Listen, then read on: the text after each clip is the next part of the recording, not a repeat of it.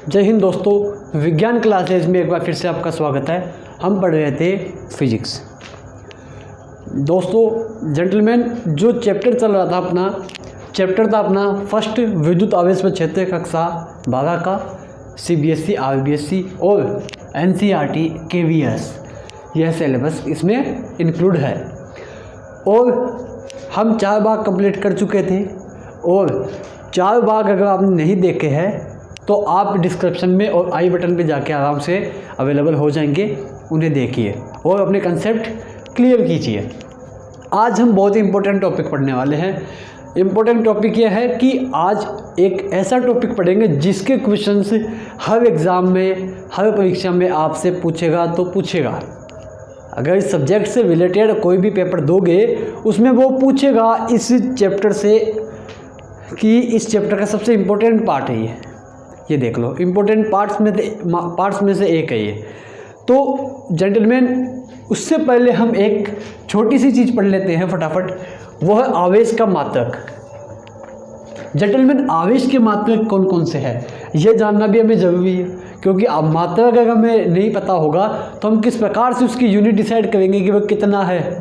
ठीक है, तो आपने 11वीं कक्षा में पहला चैप्टर भी पढ़ा होगा, तो वहाँ पे आज हम देखते हैं कि आवेश का मात्रक।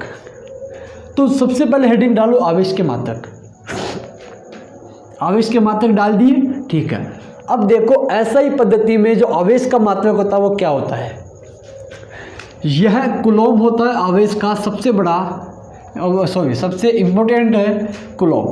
ऐसा ही पद्धति में सिस्टम ऑफ इंटरनेशनल, ऐसा ही पद्धति में सबसे इम्पोर्टेंट यही है कूलॉम। फिर इसको इसी से डिनोट किया जा सकता है, एम्पियर इंटू सेकंड भी कर सकते हैं। यह एम्पियर इंटू सेकंड कहाँ से आया, यहाँ से आया कि I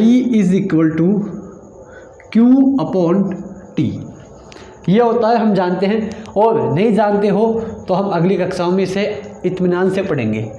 तो यह होता है, तो यहाँ से ये Q में निकालना चाहूँ तो I/T, यह हो गया आपका आवेश का निकालना है। ये इसका I यानी विद्युत धारा, इलेक्ट्रिक करंट का होता है एम्पियर, और T का होता है अपना सेकंड। तो यहाँ से ये निकल के आ गया। ठीक है, अब बात करते हैं CGS पद्धति में। CGS पद्धति में इसका मात्रक क्या होता है, इसका मात्रक होता है ESU, U फॉर यूनिट। ठीक है, इलेक्ट्रोस्टैटिक यूनिट। इसे फ्रैंकलिन भी कहा जाता है या इसे स्टेट कूलॉम भी कहते हैं। तो इसकी जो वैल्यूज़ है वो इसके कंपैरिजन में कितनी है, देखो यह सबसे छोटा मात्रक है। आवेश का सबसे छोटा मात्रक कौन सा है, वो है ESU, फ्रैंकलिन या स्टेट कूलॉम। 1 कूलॉम = होता है 3 × 10⁻⁹ ESU या फ्रैंकलिन या स्टेट कूलॉम।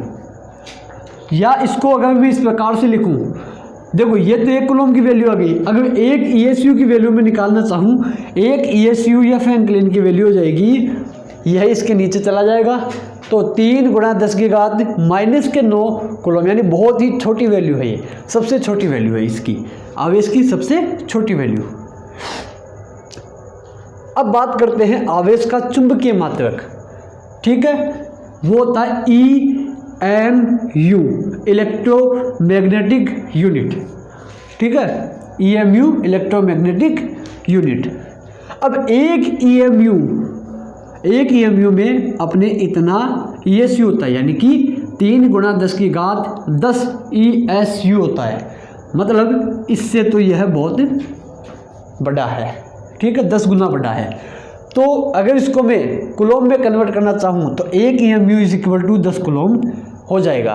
देखो ये वैल्यूज़ है, इनको याद करना पड़ेगा, इनकी कोई ट्रिक्स नहीं है। ठीक है, और सबसे ज़्यादा चलेंगे ये दोनों ही सबसे ज़्यादा काम में आने वाले हैं। और इनका तो कहीं ना कहीं न्यूमेरिकल सोल्व करने में ही काम आएगा, बाकी सबसे ज़्यादा यही काम आएंगे। और आवेश का सबसे बड़ा मात्रक होता है फेराडे, माइकल फेराडे वाला।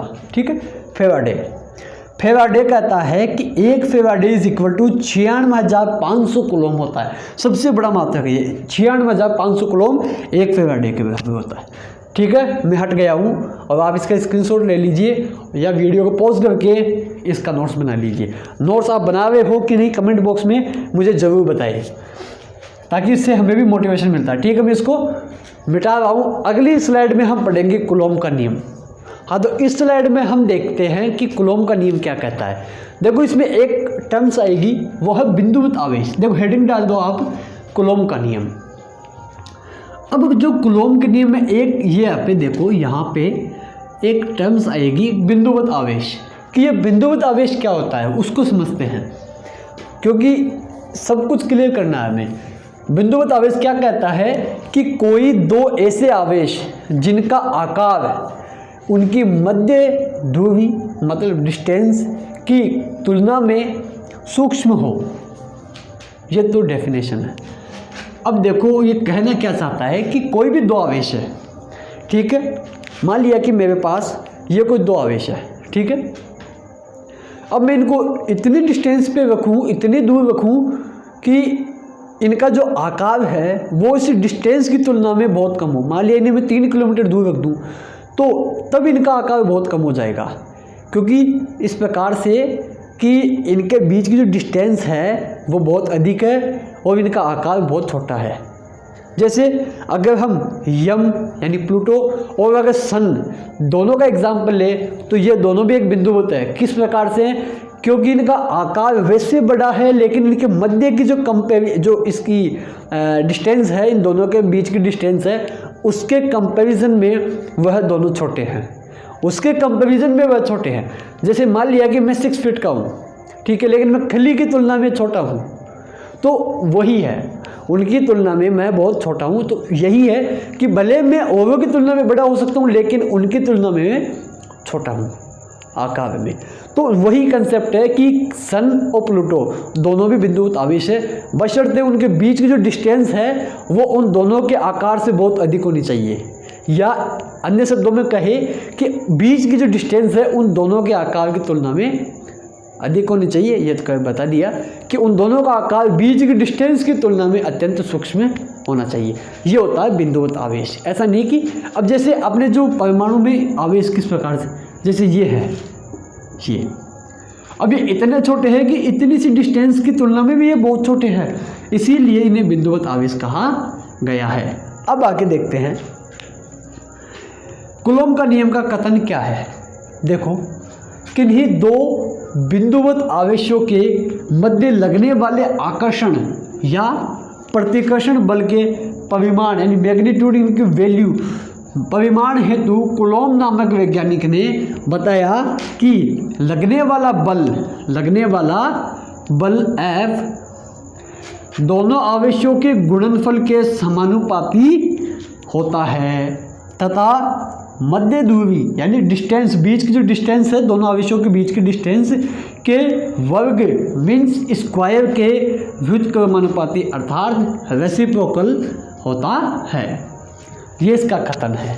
अब इसको उस फॉर्म में, फॉर्मूले की फॉर्म में किस प्रकार से देखते हैं वो हम नेक्स्ट स्लाइड में देखेंगे।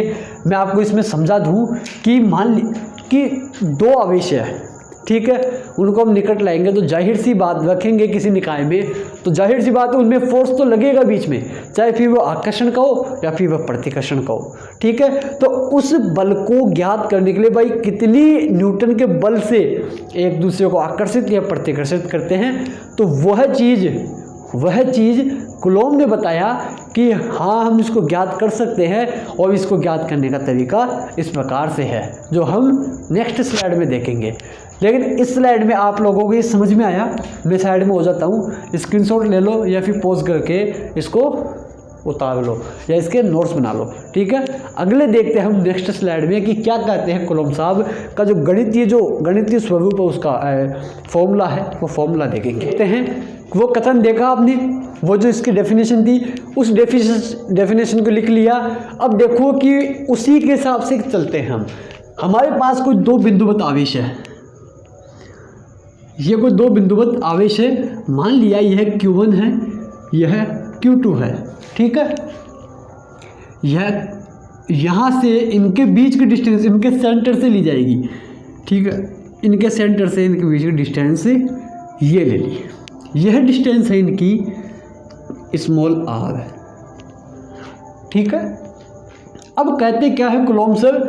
कूलॉम साहब कहते हैं कि इनके मध्य जो फोर्स लगेगा, चलो मान लिया कि ये दोनों पॉजिटिव है, ठीक है, तो जाहिर सी बात है यह एक दूसरे को प्रतिकर्षित करेंगे, ठीक है। यह किस फोर्स से, किस मैग्नीट्यूड से ये एक दूसरे को रिपेल करेंगे, प्रतिकर्षित करेंगे? तो वो जो बल है, वो जो F है, वो किसके प्रोपोर्शनल है? इन दोनों के गुणनफल के, Q1 Q2 के मल्टीप्लिकेशन यानी गुणनफल के समानुपाती है, ठीक है। फिर आगे उन्होंने कहा कि जो उनके बीच में जो फोर्स है वो इनके मध्य की दूरी के वर्ग के व्युत्क्रमानुपाती होता है, ठीक है। यानी कि यह व्युत्क्रम का नियम होता है, इसे हम व्युत्क्रम का नियम भी कहते हैं। यानी कि जो नियम व्युत्क्रम को पालन करते हैं, व्युत्क्रम को पालन करते हैं, वह व्युत्क्रम के नियम कहलाते हैं। जैसे गुरुत्वाकर्षण है वो भी व्युत्क्रम नियम को पालन करते हैं, और कूलॉम का नियम है वो भी व्युत्क्रम नियम को पालन करता है। ये दो चीज़ हो गई। अब आगे देखते हैं, क्या मैं इसको इस प्रकार से लिख दूं, या F इज प्रोपोर्शनल टू, यहाँ पे प्रोपोर्शनल है, ये लो, okay, Q1 Q2 upon R square, इस प्रकार से लिख दिया। दोनों को मर्ज करके हमने यहाँ पे लिख दिया। अब इसके आगे की कथा देखते हैं। जब हम यह जो प्रोपोर्शनल साइन है ये हटाएंगे तो हमें इसकी शिफ्ट पे कोई ना कोई लाना पड़ेगा, ठीक है भाई, ले आते हैं। चलो, F इज इक्वल टू के Q1 Q2 upon R square. अब ये जो K है, इस प्रोपोर्शनल साइन को जब हमने हटाया तो हमें K प्राप्त हुआ। हमने यहाँ पे K लगाया, जिसे कूलॉम नियतांक भी कह देते हैं, या इसे नियतांक, समानुपाती नियतांक कह दो। तो यह जो आपका फॉर्मूला है, यही आपका कूलॉम का बल कहते हैं, इसे कूलॉम बल भी कह देते हैं इसको, या इनके मध्य जो प्रतिकर्षण लगेगा वो इस फोर्स के साथ लगेगा, ठीक है। आगे हम पढ़ेंगे एक कूलॉम की परिभाषा, उसमें और अच्छे से कंसेप्ट क्लियर हो जाएगा। मान लिया कि इसका कोई 2 कूलॉम चार्ज इस पे 3 कूलॉम चार्ज है और मध्य की दूरी 5 मीटर है या 3 मीटर मान लो, तो आराम से इसका फोर्स निकाल लेंगे। अब यहाँ पे जो लोचा आएगा, अब देखो वैल्यू रखो आप 2 और 3 के 2 गुणा 3 अपॉन 3 मीटर है, 3 का स्क्वायर, ओके। ये इससे कट गया तो हमें बचा 2/3 के। लेकिन यहाँ पे लोचा पड़ेगा इसका, सर इसकी कोई ना कोई वैल्यू तो होगी ना। हाँ बिल्कुल है इसकी वैल्यू। इसकी वैल्यू लिखो इधर, के समानुपाती नियतांक या कूलॉम नियतांक,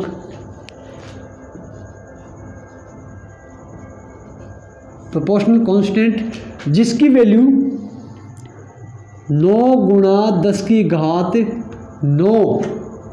अब ये इतना तो, लेकिन इसकी यूनिट भी बतानी है हमें। यूनिट अगर मैं इसको यहाँ पे लगा दूँ तो अपने पास फोर्स की टोटल गणितीय न्यूमेरिक वैल्यू आ जाएगी अपने पास, है ना। तो ये है जो वैल्यू,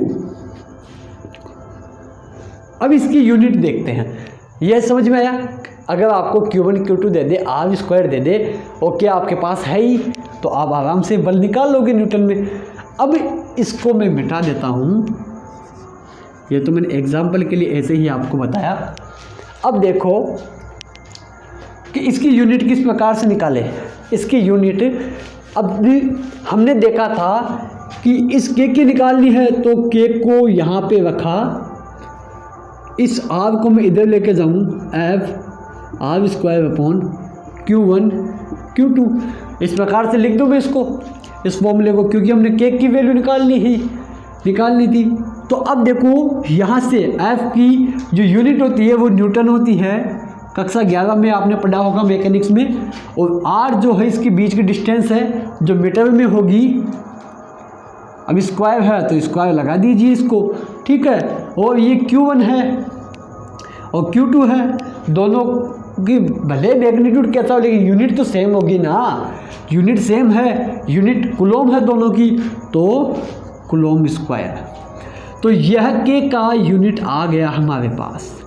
इसको यहाँ पे लगा दो, newton meter square upon coulomb square. ये लो, आ गया समझ में। अब देखो यहाँ से मैं इसकी यूनिट डायमेंशन वैल्यू निकाल सकता हूँ। डायमेंशन इसकी विमा आराम से निकल जाएगी। देखो न्यूटन क्या है, न्यूटन फोर्स की आप निकालो m1 L1 T-2। Okay, m1 देखो m1 L1 T-2 किसकी है ये है न्यूटन, क्योंकि हमें इसकी पूर्व की निकालना है डायमेंशन। और यह है मीटर स्क्वायर L स्क्वायर। कक्षा 11 में आपने पढ़ा होगा कि किस प्रकार से हम इनके डायमेंशन वैल्यू निकालते हैं। और ये कूलम है, कूलम की होती है A T, दोनों पे स्क्वायर आएगा यानी 2 आ जाएगा। यह भी किस प्रकार से होगा मैं आपको बताऊंगा कि I इज इक्वल टू होता है Q upon T। Okay, then Q is equal to क्या हो गया, I गुणा T। तो ये जो A है ये एम्पियर हो गया और T यानी सेकंड, यानी कि इस प्रकार से हो जाए। अब यहाँ पे तो Q की क्या हो गया A और T, ये इसका डायमेंशन है। लेकिन यहाँ पे स्क्वायर है तो हम यहाँ पे 2 स्क्वायर लगा देंगे। अब देखो अगर मैं इन दोनों को ऊपर लेके जाऊँ तो अपने पास आएगा m1 L3, ठीक है, ये ऊपर जाएगा तो -2 हो जाएगा, ठीक है, T-4 A-2। ये लो साहब, यह आपका समानुपाती नियतांक का द्विमीय सूत्र प्राप्त हो गया। आ गया समझ में। अब देखते हैं इसके आगे, इसको मैं मिटा रहा हूँ, आप समझ लेना। इसको नहीं आए तो कमेंट बॉक्स में बता दीजिए, अगले वीडियो में आपको वो आपका डाउट है वो सॉल्व कर दिया जाएगा। कोई दिक्कत नहीं है, आराम से पूछो, पूछने वाला चाहिए, बताने वाला यही है। यह बात हो गई। अब देखते हैं कि इसका एक ऑप्शनल और है कि हम इसको एक तरीके से और लिख सकते हैं, वो है F is equal to 1/4πε0 Q1 Q2 upon R square. ये लो, ठीक है। अब आप कहोगे कि यहाँ पे जो एप्सिलॉन नोट है यह क्या है, क्योंकि पाई तो हम जानते हैं कि 3.14 होती है वैल्यू। तो K इज इक्वल टू 1/4πε0। अब एप्सिलॉन नोट को कहते हैं हम यहाँ पे जहाँ epsilon naught is equal to निर्वात या वायु की विद्युतशीलता, निर्वात या वायु की विद्युतशीलता। अब ये यहाँ पे एक नया शब्द आया है, विद्युतशीलता। ये विद्युतशीलता क्या होती है, इंग्लिश में कहते हैं इसे परमिटिविटी या पारगम्यता। देखो विद्युतशीलता क्या होती है कि विद्युतशीलता वह गुण होता है कि मान लिया कि यह दो कोई आवेश है, ठीक है, और यह दोनों मान लिया ये पॉजिटिव है ये नेगेटिव है, या दोनों चलो पॉजिटिव मान लेते हैं। तो यह दोनों पॉजिटिव है, ये एक दूसरे को प्रतिकर्षित करेंगे, ठीक है, एक दूसरे को प्रतिकर्षित करेंगे। तो इनके बीच का जो माध्यम है, वो माध्यम इम्पोर्टेंट होता है। अभी यह हवा में है, ठीक है, हवा में है, तो अगर इसके बीच में कोई माध्यम डाल दिया जाए तो जाहिर सी बात है इनके प्रतिकर्षण की जो स्पीड है, जो तीव्रता है, जो बल है, वो इफेक्टेड होगा। अफेक्टेड यानी कि कहने का अर्थ यही है कि किन्हीं दो आवेशों के मध्य का जो क्षेत्र है वह क्षेत्र सुनिश्चित करता है कि इनकी तीव्रता क्या होनी चाहिए। समझ में आ रहा है क्या आपको मैं क्या समझाना चाह रहा हूँ? मैं ये बताना चाहता हूँ कि किन्हीं दो बिंदुवत आवेशों के मध्य जो माध्यम है वह सुनिश्चित करता है कि इन दोनों की तीव्रता किस प्रकार से हम करें। अगर वायु और निर्वात है तो यह इस वैल्यू से हो जाएगा, और अगर कोई और माध्यम है, यदि कोई सघन माध्यम डाल दिया जाए तो इनकी स्पीड थोड़ी धीरे धीरे हो जाएगी। और अगर अभी खाली है तो सब जैसे एकदम मतलब इसको मैं बताऊँ आपको कि बहुत ही तीव्रता के साथ एक दूसरे को अटैक करेंगे। थोड़ी सी जो नॉइस है उसके लिए मैं आपको क्षमा चाहता हूँ, क्योंकि शादियों का सीज़न है। तो शादियों के सीज़न में क्या कीजिए, जो डीजे डाजे लग रहे हैं, चल रहे हैं, अब किसी को मना भी नहीं कर सकते, उसके लिए मैं आपसे माफ़ी चाहता हूँ। थोड़ा बहुत कॉम्प्रोमाइज़ कर लीजिए, 1-2 दिन की बात है, फिर तो ये शादियों का सीज़न भी समाप्त हो जाएगा। हाँ, तो जो इनके बीच का जो माध्यम है वही इनका इम्पोर्टेंट है। समझ में है विद्युतशीलता क्या होती है? विद्युतशीलता वो होती है कि इनके बीच का जो माध्यम है वह सुनिश्चित करता है कि इनकी तीव्रता क्या हो। अभी जैसे ये दोनों है, अगर इन्हें प्रतिकर्षण होना है, अगर इनके बीच में कोई सघन माध्यम है जो धीरे धीरे होंगे, और अगर इनमें बहुत ही विरल माध्यम है तो वह एकदम से प्रतिकर्षित हो जाएंगे। ठीक है, समझ में आ गया? ये होती है विद्युतशीलता। अब इसकी कोई ना कोई वैल्यू तो होगी। हाँ बिल्कुल है वैल्यू। इसकी वैल्यू हो जाएगी अपनी एप्सिलॉन नॉट की वैल्यू होती है 8.85 गुणा 10 की घात -12। अब ये एप्सिलॉन नॉट की यूनिट भी होनी चाहिए। बिल्कुल साहब यूनिट भी है, तो यहाँ से इसकी यूनिट निकालें तो यूनिट इस प्रकार से निकलेगी कि एफ, देखो यहाँ पे क्यों, इसी पे देख लो, इस के की यूनिट क्या है, ये वही के की यूनिट अपने पास है न्यूटन मीटर स्क्वायर अपॉन सी स्क्वायर कूलम स्क्वायर। ये अपनी के की वैल्यू है 1/4 पाई एप्सिलॉन नॉट। अब ये 4 पाई तो क्या है, कांस्टेंट वैल्यू है। कांस्टेंट वैल्यू है तो चलो हमने इसको हटा दिया।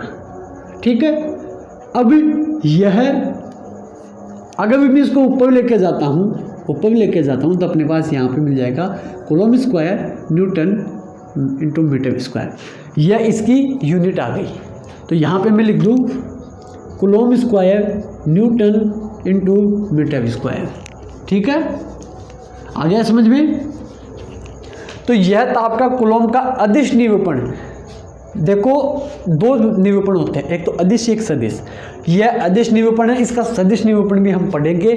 और अगली स्लाइड में हम देखते हैं कि माध्यम का जो, जैसे अभी तो ये निर्वात और वायु है, मान लिया निर्वात और वायु है, अगर इसकी जगह कोई और माध्यम आ जाए तब आपका कूलम का जो फोर्स है वो किस प्रकार से अफेक्टेड होगा, वो हम देखेंगे नेक्स्ट वीडियो में। तब तक के लिए जय हिंद, और आराम से इनके नोट्स बनाओ, कोई दिक्कत नहीं। अगला वीडियो आपको बहुत ही जल्दी मिल जाएगा। बस आप विज्ञान क्लासेस के यूट्यूब चैनल से जुड़े रहिए और लोगों को जोड़ने का प्रयास भी कीजिए, ताकि किन्हीं अन्य को भी इससे लाभान्वित हो सके। तब तक के लिए जय हिंद।